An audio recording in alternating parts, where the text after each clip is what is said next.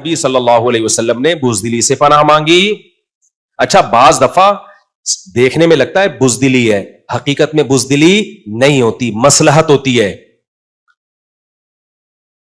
لوگ کہتے ہیں نا فلاں کے خلاف بیان دے دو، فلاں کے خلاف بیان دے دو، نہیں دے رہے اس کا مطلب بزدلی ہے. بزدلی نہیں ہے. کچھ جاہل لوگ سوسائٹی میں ہوتے ہیں جو آپ کے خلاف بولتے ہیں، دھمکیاں دیتے ہیں تاکہ ہم بھی آگے سے کیا دیں، دھمکی دیں. جب اگلے کی دھمکی آئے گی ہم بھی دھمکی دیں گے، یوٹیوب کی دنیا میں ایک نیا پھڈا شروع ہو جائے گا.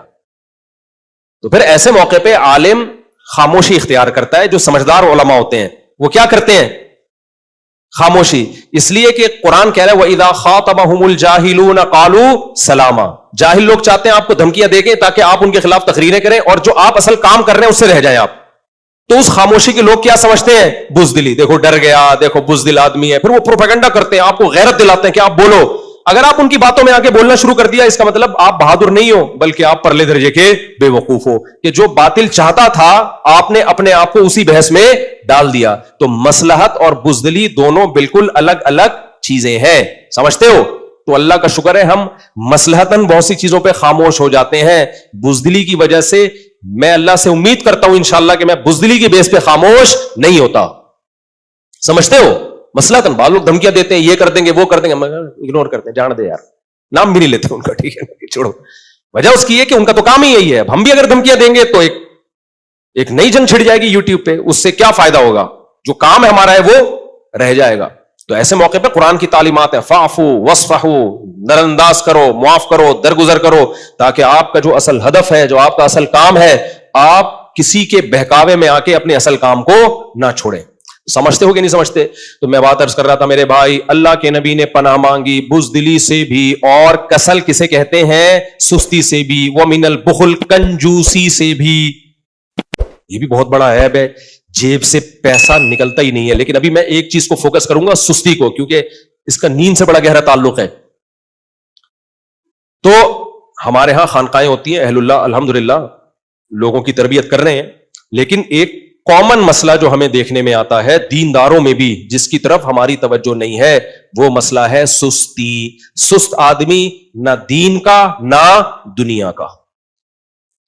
تو میں سوچ رہا ہوں اپنی اصلاح کے لیے بھی اور آپ لوگ کی اصلاح کے لیے بھی نا ایک ڈیجیٹل خانقاہ، جس کا میں تجربہ ایک دفعہ کر چکا ہوں. اس خانقاہ میں کیا تھا، 3 دن ہم نے لوگوں کو بلایا تھا، 6-7 سال ہو گئے. تو بھائی صبح اتنے بجے تمہارے باپ کو بھی اٹھنا ہے. سمجھتے ہو؟ اس کے بعد تہجد پڑھ کے دعا مانگنی ہے، معمولات پورے کرنے ہیں، پھر جاگنگ کرنی ہے ہر مرید کو. ٹھیک ہے، شیخ بھی دوڑے گا. شیخ میں تھا، شیخ بھی کیا کرے گا؟ دوڑے گا. شیخ کا باپ بھی دوڑے گا. کیونکہ اگر پیر دوڑ نہیں سکتا اور جوان بھی ہو پیر، تو مشائخ ہوتے ہیں، بزرگ ہوتے ہیں، وہ الگ بات.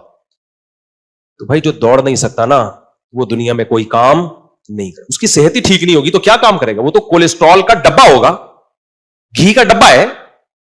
گھی کے ڈبے سے آپ کیا امیدیں لگاؤ گے؟ ہے بھائی، چل نہیں سکتا، دوڑ نہیں سکتا. تو اس میں ہم نے یہی کیا، اس میں پروفیسر تھے یونیورسٹیوں کے، بعض بڑے اچھے اچھے لوگ آئے تھے. ہم نے کہا آپ صبح دوڑیں گے، اور وہ دوڑ رہے ہیں. اب جس کو دوڑنا نہیں آتا، پہلے ہم نے کہا آپ واک کریں، تھوڑا تیز واک کریں اتنی دیر، پھر آہستہ آہستہ ہلکا ہلکا دوڑیں. دوڑیں گے، واک سے کام نہیں بنے گا، دوڑنا ہونا چاہیے. میں نے ایسے ایسے کیس دیکھے جن کو میں بہت زیادہ پرفیکٹ سمجھتا تھا ان کی صحت تو ہٹو بچوں ہے یار، 4 قدم دوڑے اور گر گئے. آپ اندازہ لگاؤ، جب یہ حال ہو کہ آپ چل نہیں سکتے، آپ دوڑ نہیں سکتے، تو آپ دین یا دنیا کے کسی کام کے ہو سکتے ہو؟ آپ یہ تو کیا، یعنی نہ اللہ کا نہ اللہ کے بندوں کا. جو سست آدمی ہے وہ 5 ٹائم تکبیر اولیٰ کے ساتھ نماز پڑھ سکتا ہے؟ وہ تو اٹھنے میں گھنٹہ لگا دے گا. تو ان میں ہم نے دوڑایا. تو ہمیں پتہ ہے کیا کرنا ہے اپنی اصلاح کے لیے نا. دیکھو جو نوجوان اخلاقی برائیوں میں ہے نا، اخلاقی برائیوں میں ان سے صرف یہ کہتا ہوں کہ تم اپنے سونے اور اٹھنے کی ٹائمنگ کنٹرول کر لو. 50% سے زیادہ اخلاقی برائیاں تمہارے اندر ختم ہو جائیں گی. صرف سونے اور اٹھنے کے ٹائم کو کیا کر لو، بولو، ٹھیک کر لو. جو لوگ رات کو جلدی سوئے صبح جلدی اٹھے، 50% گناہوں سے اللہ ان کو ویسے ہی بچا لیتا ہے. تو بھائی یہ بھی ہمارے مذہب کا حصہ ہے.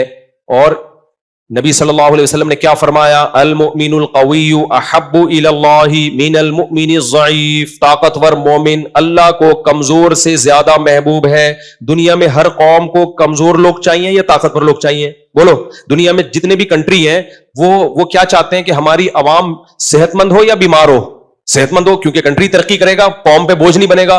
تو نبی صلی اللہ علیہ وسلم کیا اپنی امت کے بارے میں یہ چاہیں گے کہ سارے لنگڑے لولے آڑے ترچھے موٹے اور کولیسٹرول کے ڈبے ہوں؟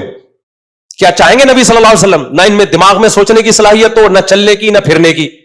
کھا کھا کے بس دھماکے کے ساتھ ایک دن انتقال کر جائیں. کیا نبی یہ چاہیں گے؟ ہمارے نبی تو اپنی امت پہ فخر کریں گے قیامت کے دن. تو کیا ہم جیسوں پہ فخر کریں گے؟ بولو نا، کیا ہو گیا؟ نبی کہیں گے یہ میری امت.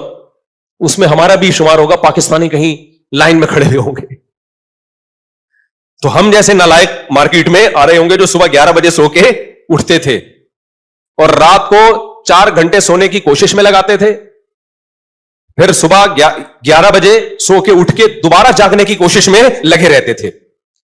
تو بھائی یہ ہمارے مذہب کا حصہ ہے. اپنے آپ کو چست بناؤ، سستی کو مارکیٹ سے ختم کرو. گرمی لگ رہی ہے، لگنے دو، ٹھیک ہے نا. پسینہ نکالو اپنا. سردیوں میں سردی لگ رہی ہے، بولو لگنے دو، کچھ نہیں ہوتا. اور بچوں کو بالکل چھوئی موئی بنانے کی قطعاً ضرورت نہیں ہے. بچوں کو کچھ بھی نہیں ہوتا اتنی جلدی. یہ لوگ کہتے ہیں ہائی میرے بچے کو گرمی بہت لگ رہی ہے. بچہ ایسا لائف کو انجوائے کرتا ہے نا، وہ ان فضول چیزوں کی طرف اس کی توجہ ہوتی ہے. ہمیں یاد ہے بچپن میں اتنے گرمی دانے نکلا کرتے، کھجا رہے ہوتے تھے، باقی ساری لائف کو فل انجوائے کرتے تھے. بچوں کو تھوڑی اتنی ٹینشن ہوتی ہے جتنی بڑوں کو ہوتی ہے. دانے کبھی نکل جاتے تھے نا ہمارے. مجھے یاد ایک دفعہ یہ میری پوری ٹانگ گھوڑے پھن سے نکل گئے نا. کوئی وائرل پھیلا ہوا تھا، کیا تھا، بچہ تھا میں. پوری ٹانگ میں کیا نکلے ہوئے تھے؟ گھوڑے. ابا ہمارے منع کرتے تھے، پھر بھی ہم چھپ کے ہاکی کھیلنے جاتے تھے ہم اسی ٹانگ کے ساتھ. اب ایک گھوڑا بھی نکل جائے نا کسی کام کے نہیں رہتے. پوری ٹانگ میری بڑھ گئی تھی، ابھی تک نشان باقی ہے اس کے. پیپ پڑ گئی تھی، پھر بھی ہم جا رہے ہیں ہاکی کھیلنے. یہ مجھے واقعات کیوں یاد رہ گئے آپ کو بتانے کے لیے کہ بچہ تکلیفوں کو زیادہ لفٹ بولو نہیں کراتا. اس لیے بچوں کو ہائے میرے بچے کو گرمی لگ رہی ہے، اے سی چلاؤ، اے سی چلاؤ. اس کو نہیں پتا چل رہا ہوگا، وہ پسینہ نکلے گا، اس کو گرمی دانوں کا بھی پتا نہیں چلتا. اس کو خدا کے لیے چھوئی موئی مت بناؤ، اس کو تھوڑا سا اسٹرانگ کرو، اس کو گرمی جھیلنا سکھاؤ. گرمی برداشت کرنا سیکھ جائے، یہ اس کی صحت کے لیے زیادہ ضروری ہے. نہیں سیکھے گا نا، کل ہم جو اسکول میں لائن لگا کے کھڑے ہوتے تھے نا جب، تو جتنی برگر فیملیوں کے بچے تھے نا، 8 بجے ہماری وہ لائن لگتی تھی اسکول میں. قومی ترانہ ہوتا تھا، دعائیں جب سب اسکولوں میں ہوتا ہے. تو جس گرمیوں میں پتہ کیا ہوتا تھا؟ جون میں 8 بجے 4-5 لڑکے لڑک جاتے تھے اس میں. جو برگر فیملیوں سے جن کا تعلق تھا، 4-5 کیا ہو جاتے تھے لائن میں کھڑے کھڑے. بھائی 8 بجے اسمبلی ہو رہی ہے، 15 سے 20 منٹ کا وہ ٹائم تھا. 15 سے 20 منٹ ان برگر فیملیوں کے لیے 15 منٹ تک دھوپ میں کھڑا ہونا ان کے لیے ممکن نہیں. گڑک کر کے گرتے تھے. پھر ہمارے ٹیچر پریشان ہو، بھائی ڈی ہائیڈریشن، اس کو گلوکوز پلاؤ، اس کو یہ کراؤ، اٹھا کے لے کے جا رہے ہیں. ہم حیران ہوتے تھے ابے اس کو ہو کیا گیا ہے. تو جب انسان مشقتوں کا عادی ہوتا ہے، اس کے لیے روزہ رکھنا بھی آسان، اس کے لیے تہجد پڑھنا بھی آسان، اس کے لیے نماز پڑھنا بھی آسان، اس کے لیے ماں اور باپ کی کڑوی کسیلی کو برداشت کرنا بھی آسان، کیونکہ اس کے اندر برداشت کی طاقت. اکثر مالدار گھروں کے بچے، 100% کی بات نہیں کر رہا، اکثریت کی بات کر رہا ہوں، کوئی یہ نہ سمجھے میرے بارے میں ہو رہا ہے. بھائی سب کی بات ہم کر ہی نہیں رہے. اکثر مالدار گھروں کے بچے بدتمیز ہوتے ہیں، ماں باپ کی نہیں سنتے. وجہ اس کی یہ، ابا نے ٹیمپریچر کو ہمیشہ مینٹین رکھا ہوتا ہے، ٹھیک ہے نا. نہ بچے کو گرمی لگنے دی، نہ بچے کو سردی. اب جس کمبخت سے 27 کا 28 والا ٹیمپریچر برداشت نہ ہو، وہ ابا جب اس کو ڈانٹیں گے تو اس کو کہاں سے برداشت ہوگا؟ کیونکہ اس کی گرمی 40 سے اوپر کی ہوتی ہے جب ابا کی ڈانٹ پڑتی ہے. 40 ڈگری سے اوپر کی گرمی ہوتی ہے جب ابا ڈانٹتے ہیں نا کسی کو. اور آپ نے ہمیشہ اس کو 27 پہ سیٹ کر دیا ہے، 26 یا 27 پہ. کوئی 24 پہ سیٹ ہوا ہوا ہے، کوئی 23 پہ سیٹ ہوا ہوا ہے. میں تو سفر کرتا ہوں لوگوں کے ساتھ، یار مفتی صاحب اسی کا جو ہے نا 24 کر دیں، میں 24 پہ سیٹ ہوں. کوئی کہہ رہا ہوتا ہے یار یہ اتنا کر دیں، میں اس پہ سیٹ ہوں. ہر آدمی قبر میں جب جاؤ گے نا، وہاں بھی اے سی لگوا دینا.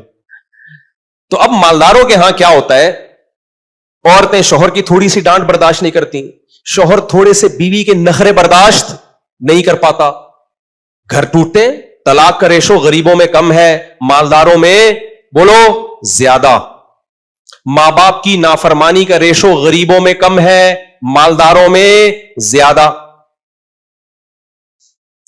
ڈپریشن, اسٹریس, خودکشیوں کا ریشو غریبوں میں کم ہے, مالداروں میں بولو زیادہ. یہ کتابوں کی رپورٹ نہیں ہے, یہ مشاہدے کی رپورٹ ہے. تو سوال پیدا ہوتا ہے بھائی کیوں زیادہ ہے؟ وجہ اس کی ایک ہی ہے, پیدائش سے لے کے بڑھاپے تک بچے کو ایک ٹیمپریچر پہ انہوں نے کیا کر دیا ہے, سیٹ. مشقتوں کا عادی نہیں بنایا. نہ بچوں سے گھر میں کام لے رہے ہوتے ہیں کہ پانی پلا دو, یہ کر دو, نہیں. جب ہم نے سرونٹ رکھا ہوا ہے, ہمارے ہاں نوکر کام کرتے ہیں, ہم بچوں سے کام نہیں لیں گے. تو بچہ بچپن سے کیا بنتا ہے, چھوئی موئی بن جاتا ہے.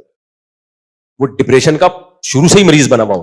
بھائی کام لیا کرو اس سے, اس کو گرمی بھی لگنے دو, اس کو سردی بھی بولو لگنے دو, تو اس سے فائدہ ہوگا. تو پورا بیان آج میرا اسی پر ہو گیا. تو یہ اس لیے نا کہ میں بہت دنوں سے بہت غصہ آ رہا تھا مجھے, ہر آدمی ہائے پسینہ, یہ بھائی بس کر یار, یہ آج پہلی دفعہ نہیں ہے. کراچی کو آباد ہوئے صدیاں ہو چکی ہیں, ہمیشہ ایسے ہی ہوتا رہا ہے. اتنا شور کبھی بھی کسی نے نہیں مچا, اب بہت مچانے لگے. میں جب باہر گیا نا, ابھی تم کراچی میں رہتے کیسے ہو, ہوئی ایسا کر کے نا اتنی, میں نے کہا بھائی ساری دنیا رہ رہی ہے, اتنی کروڑوں کی آبادی ہے کراچی کی, سردی بھی تو ہوتی ہے ماشاءاللہ. اور کراچی والے ذرا سی سردی پڑے حال دیکھو یار آپ ان کا. کراچی میں زیادہ سردی تو پڑتی نہیں ہے. یہاں میں نے فجر میں ایسے لوگ دیکھے ہیں نومبر میں, وہ کوٹ سردیوں میں پہن کے فجر پڑھنے آتے ہیں جو سائبیریا میں نہیں برف میں لوگوں نے پہنا ہوا ہوتا. سائبیریا میں برف میں جو پہنا ہوا ہوتا ہے نا, فجر میں وہ کوٹ پہن. میں ان سے کہتا ہوں مارے گا کیا, ٹینشن سے مارے گا, بس کر بھائی بس کر. آپ سب کو پتا ہے کراچی میں اتنی سردی پڑتی ہی نہیں ہے کہ پوری سردیوں میں سویٹر پہننے کی بھی نوبت آئے. میں نے کراچی میں سردیوں میں جیکٹ صرف اس وقت پہنی ہے جب میں بائک پہ جامع الرشید جاتا تھا, کیونکہ احسان آباد کا کھلا ایریا ہے, صبح صبح فجر کے بعد ہوا لگنے کا خطرہ ہوتا تھا, بس اس دوران جیکٹ, ورنہ میں نے جیکٹ کو دیکھے ہوئے once upon a time jacket یا سویٹر دیکھے ہوئے عرصہ بیت گیا ہے. تو اس میں اتنا چھوئی موئی بنے ہوئے ہیں لوگ کہ فجر میں کیا پہن کے آ رہے ہیں, وہ سائبیریا والے ڈریسنگ میں آ رہے ہیں فجر میں.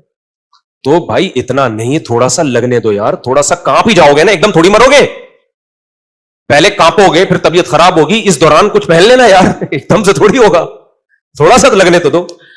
تو بھائی ہمارے مذہب کا حصہ ہے, سستی بری چیز ہے, چستی اچھی چیز ہے, بزدلی بری چیز ہے, بہادری بولو نا, سبق یاد کرا رہا ہوں, میں خود بھی یاد کر رہا ہوں, میں کوئی فنٹر نہیں ہوں, میں خود بھی یہ چیزیں یاد کر رہا ہوں. بہادری اچھی چیز ہے, کنجوسی بری چیز ہے, سخاوت اچھی چیز ہے. اور ایک اور چیز, رات کو جلدی سونا اچھی چیز ہے, دیر سے سونا بری چیز ہے. صبح جلدی اٹھنا اچھی چیز ہے, دیر سے اٹھنا بری چیز ہے. جو صبح دیر سے اٹھے گا سارا دن سوتا ہی رہے گا, چاہے 10 گھنٹے سو جائے وہ. جو رات کو جلدی سو کے جلدی اٹھ جائے گا, تھوڑی دیر سوئے گا, سارا دن فریش رہے گا. تو جب تک محنت مشقت کی عادت نہ ہو, سستی ہماری زندگیوں سے نہ نکلے, اس وقت تک میرے بھائی ہم دنیا کی ذلیل قوموں میں ہمارا شمار ہوگا, اور ہم بدنام ہوں گے پوری دنیا میں, اور آپ کے اسلام میں اٹریکشن بھی نہیں ہوگی. غیر مسلم آپ کے روزے اور نماز کو دیکھ کے نہیں آئے گا, وہ آپ کے لائف اسٹائل کو پہلے دیکھتا ہے. وہ کہہ رہے یہ رات بھر سوتے ہیں, فجر پڑھ کے پھر سو جاتے ہیں, تو آپ کی وہ فجر سے بالکل بھی متاثر نہیں ہوگا. دیکھو اللہ نے فجر رکھی اس لیے, دنیا میں کوئی ایسا ہو سکتا ہے جو آپ کو اٹھا کے دوبارہ سلائے ہے؟ یہ کوئی مینجمنٹ ہوئی؟ اللہ نے فجر رکھی اس لیے کہ بس بہت سو لیے, اب یہ سونے کا ٹائم نہیں ہے. اللہ نے اس لیے, تو ہم نے ایسی چالاکی کی, ہم نے کہا اللہ تو ہمیں صبح جلدی اٹھانا چاہتا ہے, ٹھیک ہے اٹھ جائیں گے پھر سو جائیں گے دوبارہ. اللہ میاں کہہ رہا تم کر کیا رہے ہو یار, میں نے اٹھایا اس لیے تھا کہ بہت سو لیے. دیکھو ہر عبادت کی ایک حکمت ہوتی ہے کہ نہیں ہوتی؟ ہر عبادت کی ایک حکمت مسلط ہوتی ہے. جیسے قرآن کہہ رہا ہے روزہ رکھنے کی حکمت کیا ہے, تمہارے کنٹرولنگ پاور بڑھے اور تم گناہ چھوڑو. ہم نے کہا اللہ کوئی بات نہیں, ہم روزہ رکھیں گے اور فلم دیکھ کے روزہ پاس کریں گے, غیبتیں کر کے ٹائم پاس کریں گے. تو اللہ میاں کہے گا نا کہ کمبختوں میں نے تمہیں روزہ جو رکھوایا تھا تاکہ گناہ سے بچنے کی طاقت بڑھے, تم الٹا اسی روزے کو پاس ہی گناہ کر کے کر رہے ہو. تو روزہ تو پھر بھی ہو جائے گا, لیکن یہ کر کیا رہے ہو تم؟ ہر عبادت میں ایک مصلحت ہے نا. تو فجر کی نماز میں حکمت اور مصلحت یہ ہے کہ مسلمان قوموں کے کاموں کا آغاز فجر سے شروع ہو. تھائی لینڈ میں نے فجر میں مارکیٹیں فل کھلی ہوئی دیکھی ہے, بہت سارے کنٹری میں فجر کے وقت ساری مارکیٹیں کھلی ہوئی, فل رش ہوتا ہے بازاروں میں. ہمارے یہاں آپ چلے جاؤ فجر میں 12 بجے ایک دفعہ میں حیدری گیا ہوں تو مجھے لگا اسٹرائک ہے شاید آج. لوگوں نے کہا ابھی تو ان کی صبح صادق بھی نہیں ہوئی ہے. تو اللہ میاں نے فجر اس لیے رکھی تھی کہ مسلم قوم کیا کرے گی, فجر میں اپنے بوری کا لی امتی فی بکوری, حدیث میں آتا ہے اللہ نے صبح کے وقتوں میں برکت رکھی ہے کام میں. تو یہ امت ساری صبح صبح فریش ہو کے اٹھی ہوئی ہوگی, نماز پڑھ کے کاموں کا آغاز کرے گی. ہم نے اسلام سے بھی 2 نمبری کی, ایسے ٹوپی باز قوم ہے یار. ہم اسلام سے بھی ہم نے 2 نمبری کی. ہم نے کہا اسلام ہمیں فجر میں اٹھا رہا ہے, کوئی بات نہیں, ہم اٹھ جائیں گے. اس کے بعد ہم دوبارہ کیا کریں گے سوچ, نتیجہ وہی نکلا پھر 11 بجے, ٹھیک ہے نا. تو یہ ساری فسادات ہیں ہماری سوسائٹی میں جس کی مجھے بھی اصلاح کی ضرورت ہے, اور آپ کو بھی. تو مل جل کے اس کی اصلاح کر لینی چاہیے. میرا خیال ہے ہم سب کو انسان کا بچہ بن جانا ہے. اللہ عمل کرنے کی توفیق عطا فرمائے. وعلیکم السلام.